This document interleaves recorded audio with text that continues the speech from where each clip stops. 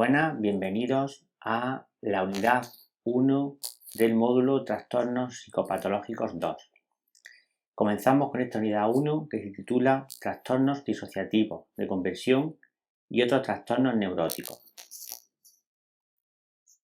A continuación vamos a hacer un breve repaso del índice de contenidos que contempla esta primera unidad del módulo Trastornos Psicopatológicos 2.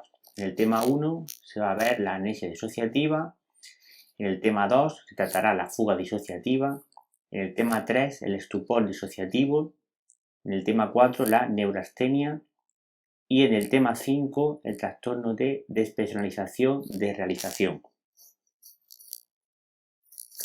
Comenzamos pues con el tema 1 de esta unidad 1 del módulo Trastornos Psicopatológicos 2, que se titula Amnesia disociativa. Los trastornos disociativos habían sido previamente clasificados como histeria de conversión. Un rasgo común de todos los trastornos disociativos es la pérdida parcial o completa de la integración normal entre ciertos recuerdos del pasado, la conciencia de la propia identidad, ciertas sensaciones inmediatas y el control de los movimientos corporales. También el elevado control consciente sobre qué recuerdos y qué sensaciones pueden ser seleccionados por la atención inmediata y sobre los movimientos. Los trastornos disociativos tienen la capacidad para ejercer un control consciente y selectivo y se ha perdido en un grado que puede variar de día en día o de hora en hora. Tienen una etiología, un origen psicógeno y tienen una estrecha relación temporal con acontecimientos traumáticos, problemas que no se pueden resolver o insoportables o relaciones interpersonales alteradas.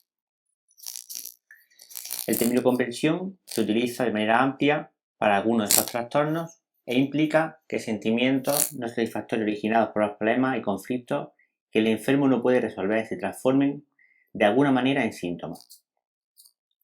El inicio y el final de los estados disociativos es repentino, tiene un carácter repentino,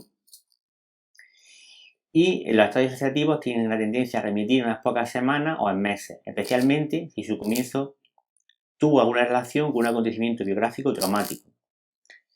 En los estados más crónicos, si el comienzo sí está relacionado con problemas que no se pueden resolver o con dificultades interpersonales. Las personas con trastornos disociativos presentan de manera ocasional una negación llamativa de problemas o dificultades personales, que son obvios para los demás, y cualquier problema reconocido como tal se atribuye a los síntomas disociativos.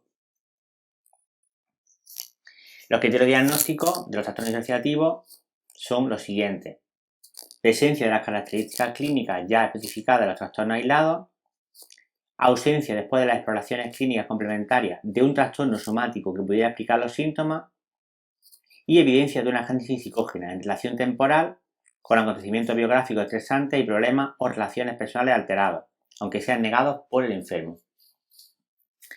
En el caso de la amnesia disociativa, la característica principal es la pérdida de memoria en general para hechos recientes importantes, que no se debe a un trastorno mental orgánico y es demasiado intensa como para poder ser explicada por un olvido ordinario o por cansancio.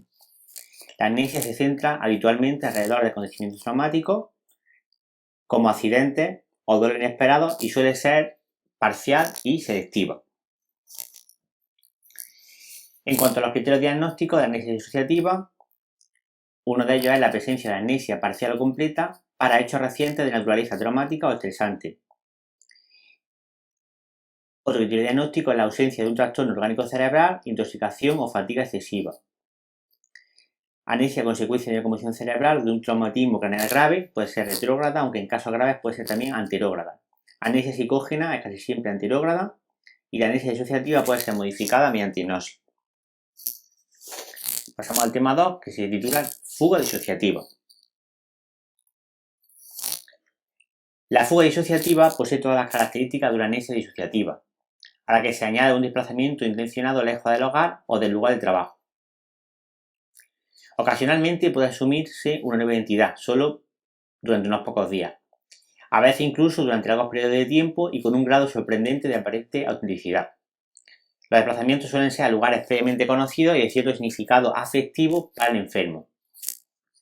La amnesia para el periodo de la fuga, el comportamiento del enfermo este periodo de fuga puede ser normal.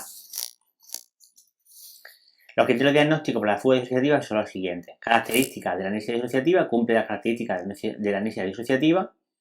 Desplazamiento intencionado más allá del ámbito cotidiano. Hay que decir que el límite entre el vagabundeo y el desplazamiento depende del conocimiento de las circunstancias locales. Y el mantenimiento del cuidado básico de sí mismo, la comida y el aseo, y de la interacción simple con extraños, como comprar billetes o gasolina, preguntar por direcciones o encargar una comida. El tema 3 trata el estupor disociativo. En el estupor disociativo, el comportamiento del enfermo cumple las pautas de estupor, pero la exploración clínica y la anamnesis ponen de manifiesto la falta de una etiología de tipo somático. Existe una evidencia positiva de una etiología psicógena en forma de presencia de acontecimientos biográficos estresantes recientes o de problemas sociales o interpersonales importantes, al igual que en otros trastornos disociativos. El diagnóstico consiste en una disminución profunda o ausencia de la motilidad voluntaria y la respuesta normal a los estímulos externos tales como la luz, los ruidos y el ser tocado.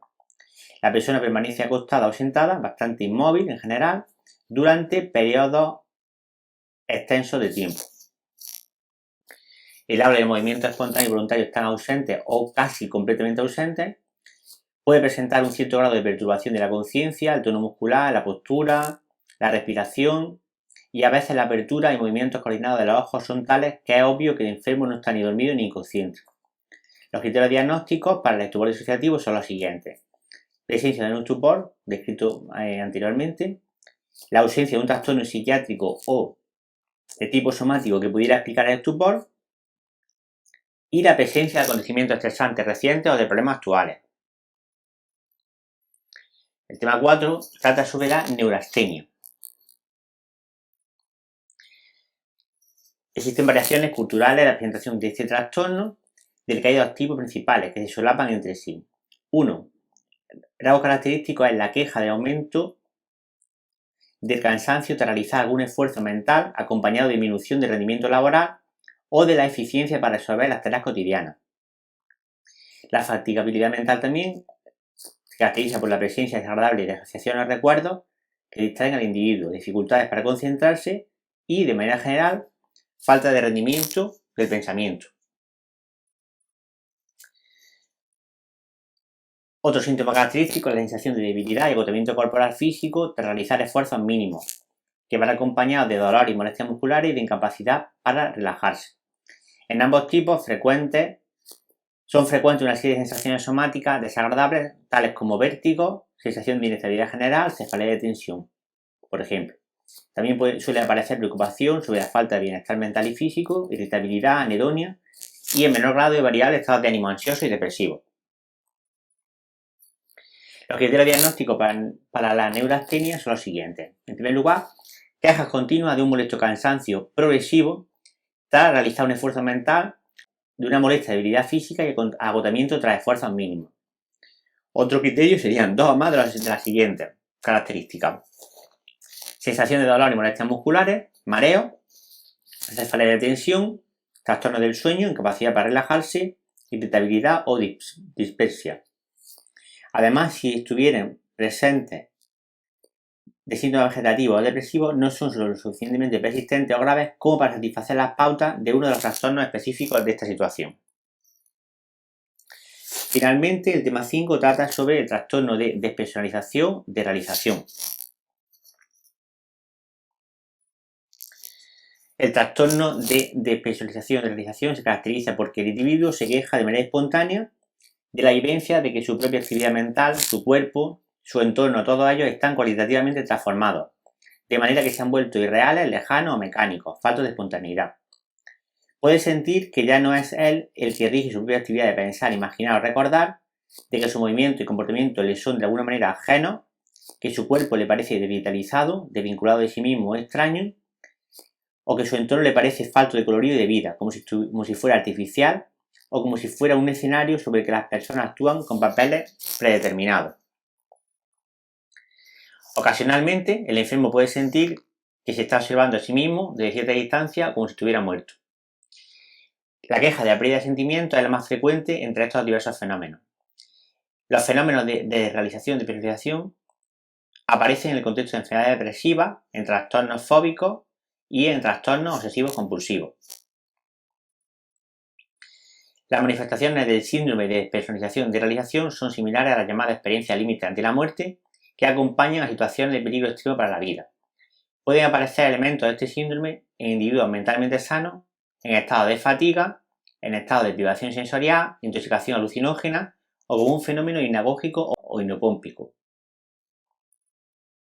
Los criterios diagnósticos para este trastorno serían síntomas de despersonalización tales como que el enfermo siente que sus propias sensaciones y vivencias se han desvinculado de sí mismo, son distantes o ajenas, se han perdido.